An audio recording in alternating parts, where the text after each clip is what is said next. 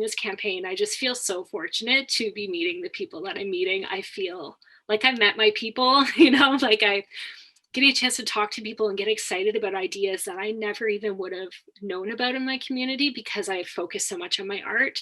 At that time, like it's really opening my eyes to the breadth of possibility of being engaged in my community. And so this is the second of a series of interviews with candidates into Barrie ridings. Today I have with me the NDP candidate for the Barrie-Springwater-Oro-Medonte, Sarah Lochhead. Welcome, Sarah. Thank you for joining me today. Thank you so much, Deepak. I appreciate the invitation. Yeah, so recently in British Columbia, more than 200 unmarked graves have been found near the former residential schools, and the total number of graves found till today exceed 3,000 graves. So it is a reminder of shameful and horrific colonial past.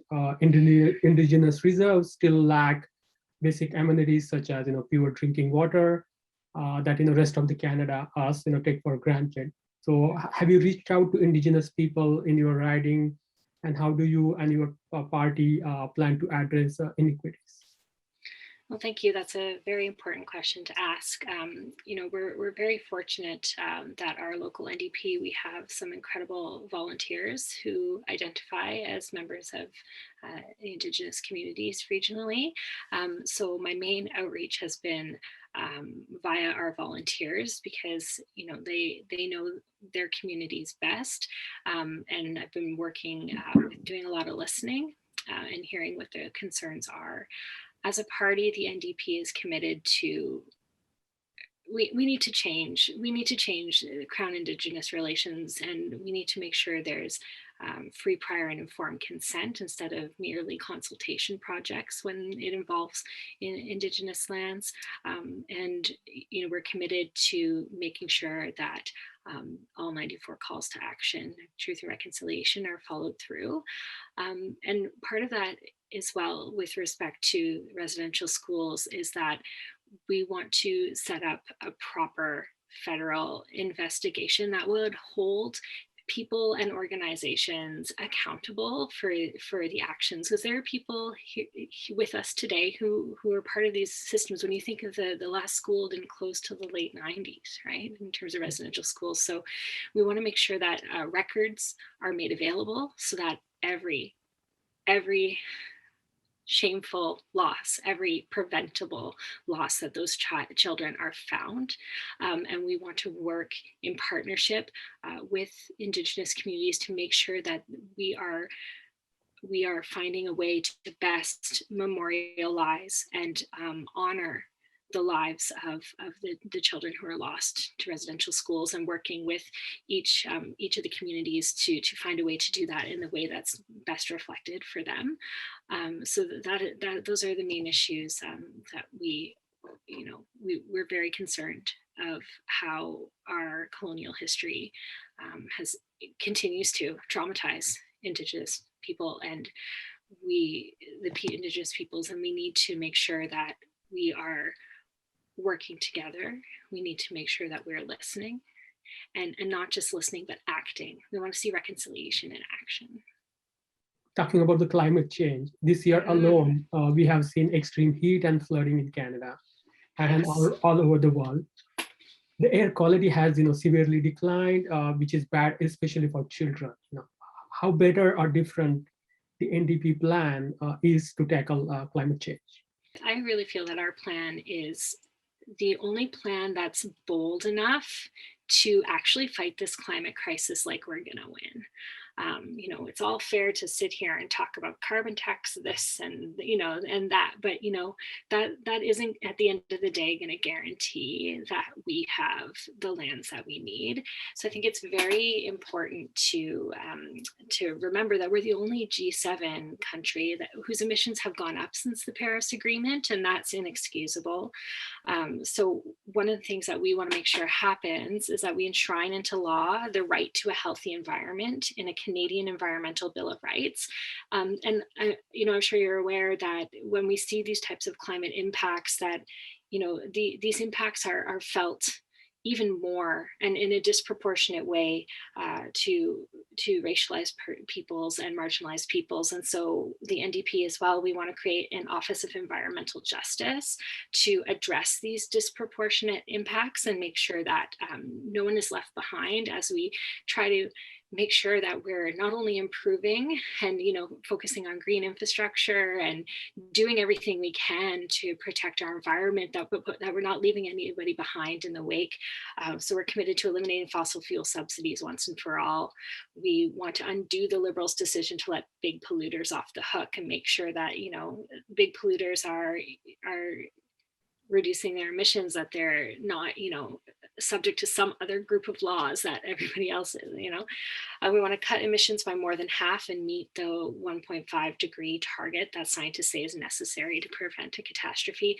And we want to create hundreds and thousands of good paying jobs while we do so. So this is by investing in clean energy efficient, affordable homes, electric transit, zero emission vehicles. We want to make sure we're retrofitting all homes so that they are more energy efficient. And we also want to create a climate bank to invest in fighting climate emergency instead of an infrastructure bank that only aims to help rich investors. So, we're very committed to doing what is necessary. I think we can all agree that we've seen during the pandemic, we've seen what happens when there's the political will to address an emergency, right? And parties working together and just trying to support people in this state of crisis. And it's shocking to me that we're not treating the climate crisis with the same amount of urgency. And I think that it's time that we did. We've been doing our best to help with the public health emergency, all of us Canadians, like helping to mitigate the impacts of COVID-19. And we need to make sure we have a government that's working with that same amount of urgency for climate crisis. Yeah, I think you raised two very important points here. One is about, a lot of your plan will need a lot of investment, and it's a cost.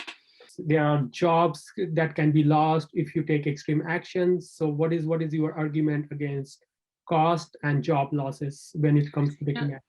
That's a really good point, and that is brought up a lot. And so first I would say that the NDP platform has amazing commitments to helping people in what's called a just transition, right? So when jobs are lost based on the transitioning economy. And so we're looking at ways to help shift EI programs so that if there is a sector where it's going to evolve and maybe that sector is not going to exist anymore, that we're preemptively allowing people to apply for retraining and support in those industries to transition into other careers.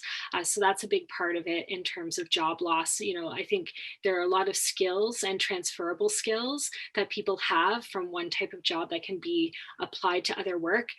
So for example, I know this isn't climate related, but I'm a dance artist and I've been an arts administrator, and I'm here talking to you as a politician, and the number of things that are transferable from my experiences, public speaking, talking about things I'm passionate about, right? So there are things that are transferable from one type of job to another. And I think through making changes to our EI programs so that we're supporting people through that transition, and also encouraging employers to dedicate 1% of their annual budgets towards professional development opportunities for people, so that when you are employed, you're constantly able to better your skills as you go along.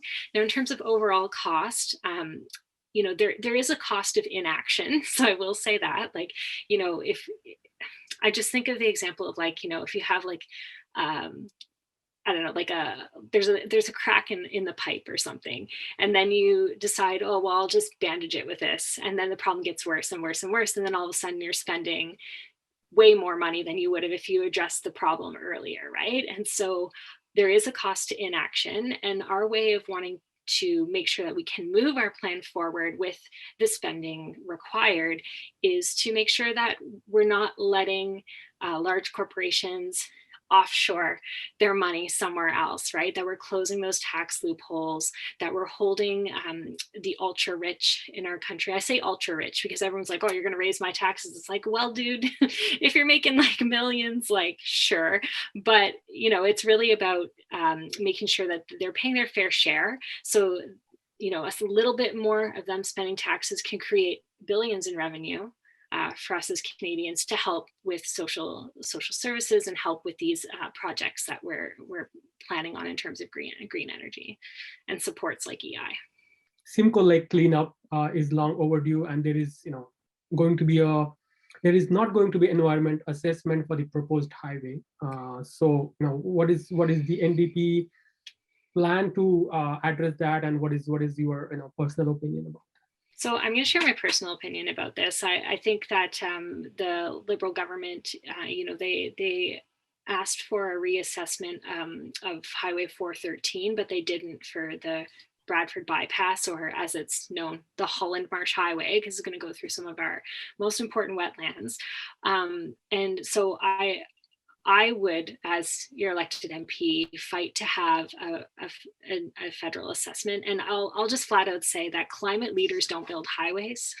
Climate leaders look for integrated public transit. They look for ways to create population density that makes sense for our communities, to make our communities livable, and helping to make good jobs in the places where we live, so we don't need these types of super highways. And so, I could say yes, no to highways. I personally would fight to have a reassessment done, because the last one was done in the late 90s. Like, I was still in high school. Grunge rock was cool for the first time. Like, that's not acceptable. We need to be using up-to-date science and up-to-date understanding on any project going forward. I also think a lot of people are worried about food security. Like during COVID-19, when we saw interruptions and continue to see interruptions in shipping and things with our interruptions to our food supply chain, those wetlands and the farmlands and around Holland Marsh, they're so important to being able to access local produce.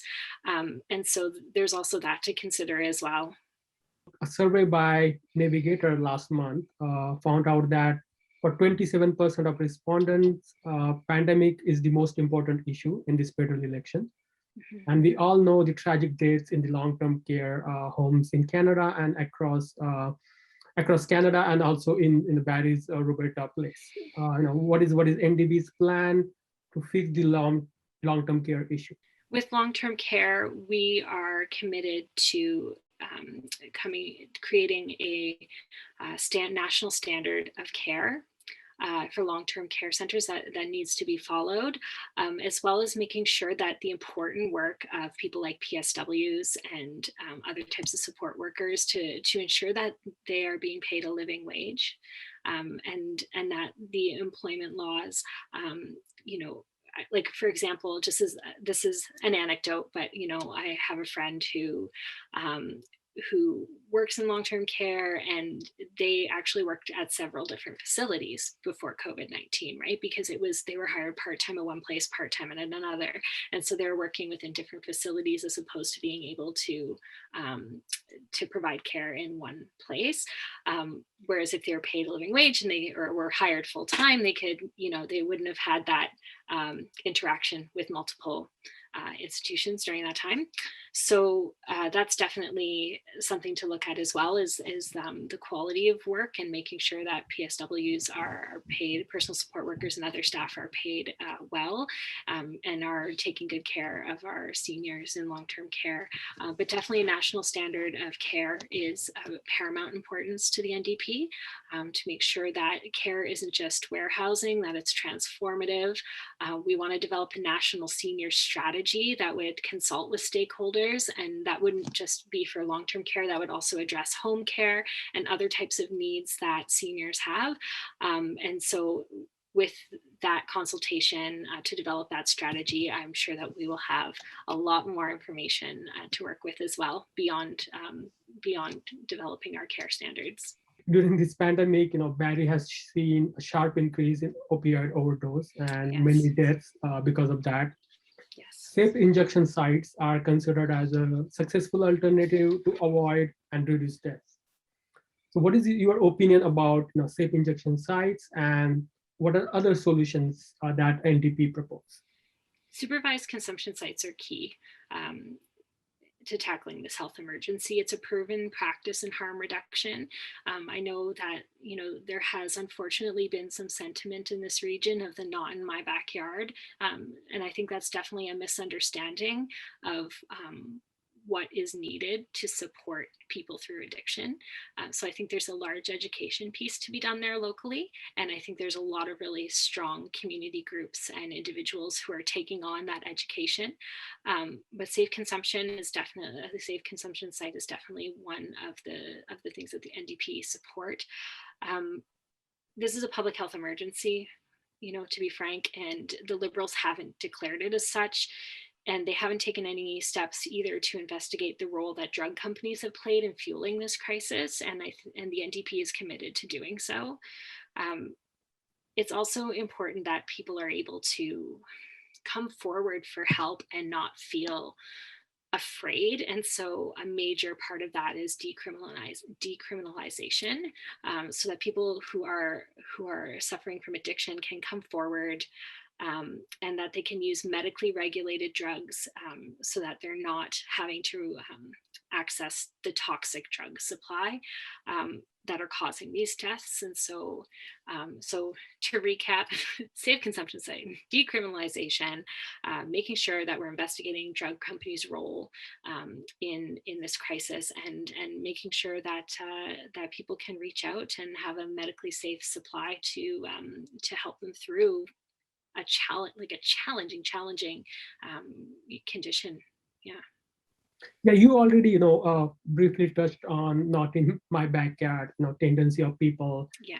not to have these safe and supervised injection sites in their locality.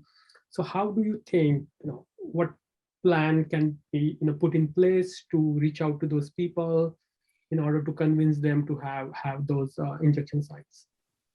Yeah, that's a challenging question.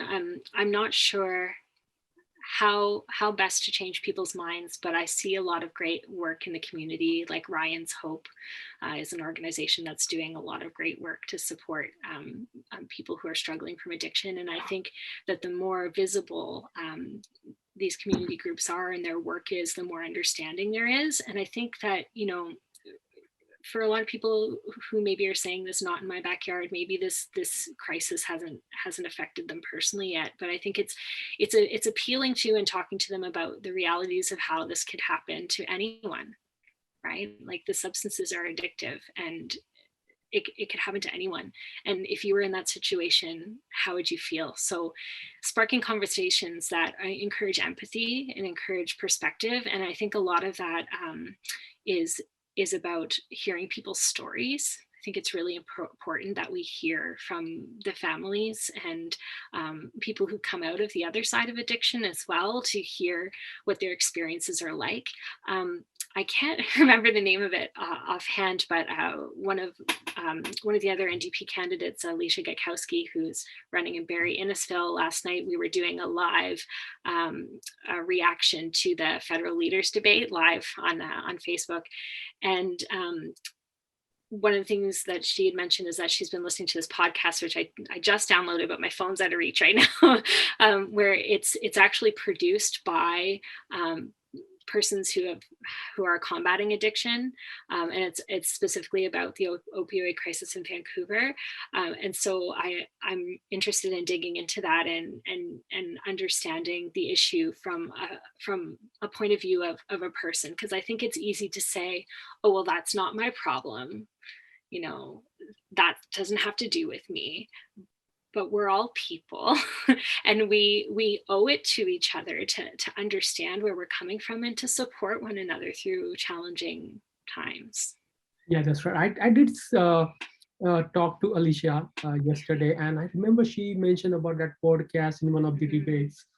So that's definitely, I would like to check it out as well. And the interesting point you made is, in many cases, people think, no one in their family or their relatives are affected by the opioid crisis or other crisis, so they are not willing to take that action. And I think this was a similar to LGBTQ issue, that when people realize that there are people within their family who are identify as LGBTQ, and then they realize how important that issue is. So I hope there is more work that can be done in order to persuade those people take these issues seriously. So you mentioned Ryan's Place, so that's definitely Ryan's Hope, yeah. Ryan's Hope.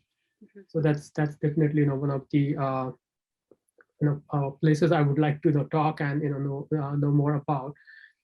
And another inequity, this pandemic has exposed us to so many problems that we have been trying to avoid and push under the rug, and that is the exposed and worsened affordable housing. And I am myself having a hard time finding rental places in Barrie, and there are bidding wars going on. And so, what is the solution that you and your party are offering? Both immediate fix as well as a long-term solution. Thank you for that question.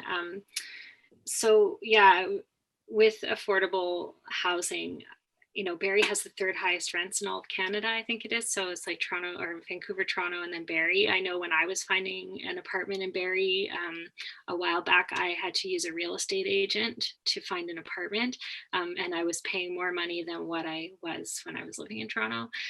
So it's definitely an issue. And I think, a lot of times the conversation around affordable housing talks about home ownership, right? And there's a lot of plans that the NDP has in terms of 30-year mortgages and doubling the first-time home buyers credit and wonderful ideas about owning a home, but we're not getting enough media attention around the needs of renters.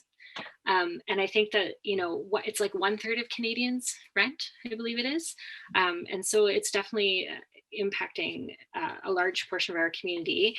And so right now with COVID-19, where the NDP are dedicated to providing immediate relief for families that are struggling to afford rent. And the announcement in late August was $5K in rent help to annually to help people who are struggling in what would be otherwise suitable housing.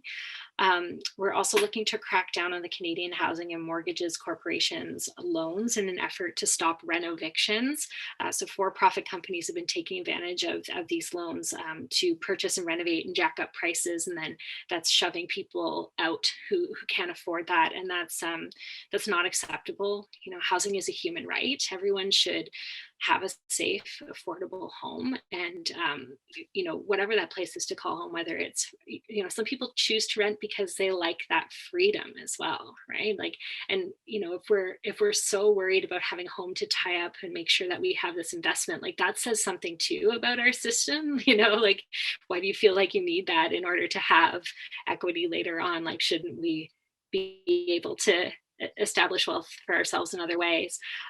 So we also are committed to creating 500,000 units of affordable housing, and a big part of that is to make sure we're getting rid of the log jam to get funding to the organizations on the ground in our local communities that want to build social housing and want to build cooperative housing, but they're waiting and waiting and waiting to get the funding to do so. We want to make sure that they're able to get those funds, get moving on the ground. And what I like about that plan is it's not assuming that the federal government knows everything about each individual community. It's saying like, okay, who are the people already working in this community who know it well, who know what this community needs, and how do we help them work faster and better and stronger, and fund it and support it in a way that they can action those initiatives. And so yeah, that's definitely some of the things that we want to help with to get everyone a nice secure place and home to be in. The opioid and housing crisis has been especially hard on the homeless population. Mm-hmm. So what can be done to address the homelessness, especially those are not necessarily working population, so sometimes they are being neglected. So what is the NDP plan to address that? To start off, I'm sure you're aware that the NDP fully supports the idea of having a universal basic income. And so, I have friends who've worked in populations where people are experiencing homelessness because they've had to choose between paying rent and paying for medications. And so pharmacare is another big way to address this. So those two initiatives together, both universal basic income and then having a national pharmacare program, I think would help to support people who are living in precarious situations where they're having to make those tough decisions between how to be well and have a place to live. And a core component to the NDP's approach as well is to fully implement the right to housing and working towards ending homelessness in Canada within a decade. You know, that's a bold statement to say, but it's inexcusable that in a country as wealthy as Canada, that we're leaving anybody living in poverty and without a safe roof over their head. And to do it, we will give funds to the social groups to help support in their individual communities and make sure that we're all working together and looking for ways to cooperate with different levels of government to make sure that we can get this done in a decade. We want to end homelessness in a decade. When we encountered this virus for the first time last year, everybody was expecting it to go away in 3 months, 6 months. But now it seems that the virus is going to be with us for some time. Yeah. But that and the vaccine passport is considered as a viable option for things to go on, things to continue rather than going back to lockdowns that hard on many businesses, on people. So what is your opinion and the NDP policy about having a national passport? That's a really good question, and I think that it's a shame that each province has had to go forward in a kind of patchwork way. And even before that, here in Ontario, that each business had to kind of go forward in a patchwork way because there wasn't the political will to make a coherent system. So I think in terms of vaccine passports, we have to consider them not just for international travel, as the federal government is currently saying, but we need something that is Canada-wide for interprovincial travel. I think that vaccines are the way out of this situation. And I think that we have a responsibility to protect our most vulnerable. As a mom, we go to kinder music outdoors, we stay distanced, we still are very hesitant to even go to indoor spaces because we have an unvaccinated child. Yes. We don't even have the option right now. And they're working on it, right? They're trying to develop vaccines for younger children, but until then, we have a responsibility to keep each other safe. And I understand that there is a concern about personal freedoms, but at a certain point, we have to stop and say, this is for the betterment of everyone, and what are you willing to put aside?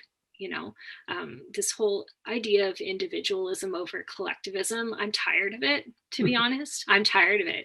If we've learned one thing during these 19 months, of this pandemic, it's that how interconnected we are. How I think of that game, the 6 Degrees of Kevin Bacon, right? Like, how many movies has he been in and who with who, right? And it's like, no, really think about it. Like, how big is your circle? I'm here, I see this person, but they see these people who see those people, and we're all interconnected. And so we have a responsibility to look at that honestly and bravely and make a decision that's going to help everyone move forward. This election is unique in a sense that every single party is talking about spending big money. Yeah. Even the conservatives are not shying away from proposing big plans and big spending. So the national debt is more than $1 trillion, and the federal deficit is going to reach almost 400 billion. So now, what is the NDP plan to reduce reduce them, and is there how long it might take, and what can be done to address this issue? I know it's a big concern. People that I've been talking to and I've been knocking on doors have been saying, like, I understand the need to spend, and I want the future better for my children, but what does that mean when our national debt looks like X, right? Like when it's as big as it is. Well, as you mentioned, no party is promising a balanced budget. And I think the main thing to think about in this moment is that, we seem to only see two options. We see austerity as an option, or we see taxing everyone as an option. And what the NDP is saying is that we have a third option, and that option is to make sure that we're taxing the ultra rich, that we're getting rid of loopholes for major corporations that take billions of dollars out of Canadian revenue in terms of, taxes that they should be paying.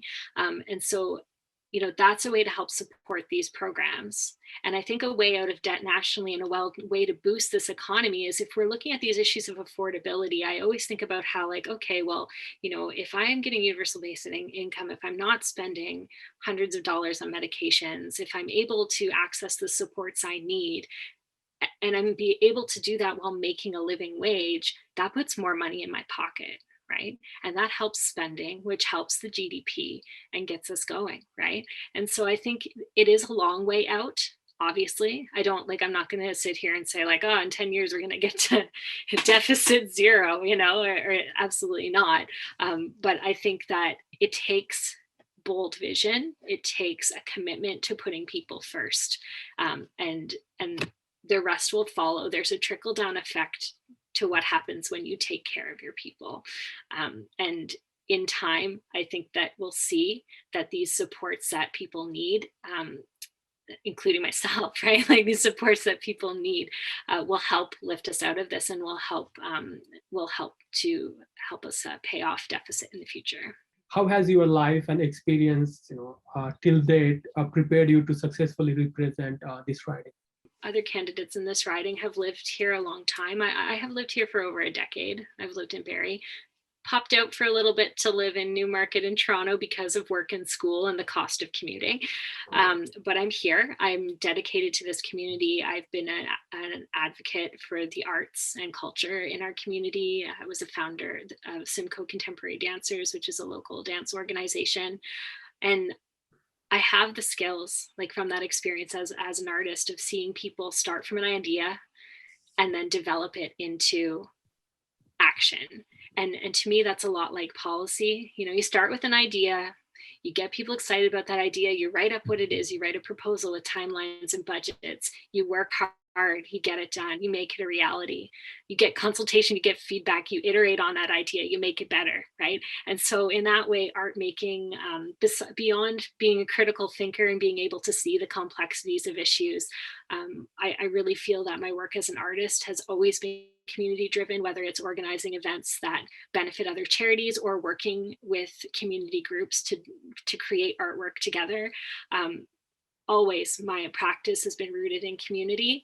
And I have to say that during this campaign, I just feel so fortunate to be meeting the people that I'm meeting. I feel like I've met my people, like I getting a chance to talk to people and get excited about ideas that I never even would have known about in my community because I focused so much on my art.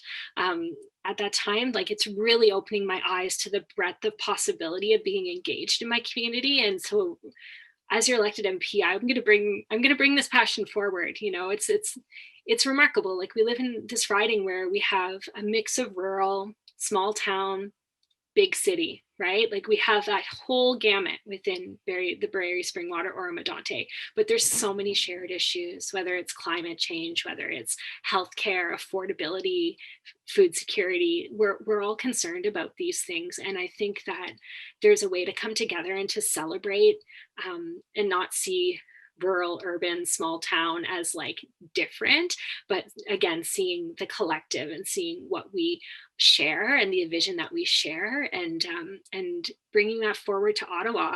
I'm a pretty vocal person. I don't know if you can tell, Deepak, but I get really passionate about my ideas and I'm going to bring that passion to Ottawa. That's awesome. So that's all I have. Thank you, Sarah, so much for taking out time and good luck with your campaign. Thank you. Thank you very much. Thank you. And I realized that my screen name for half of our interview said Felix and Nona because the last people who used my Zoom were my son and his grandma to do a music class online. Yeah, I saw that in the beginning, but now I just see your name. I changed it partway through when you were asking a question because I was embarrassed.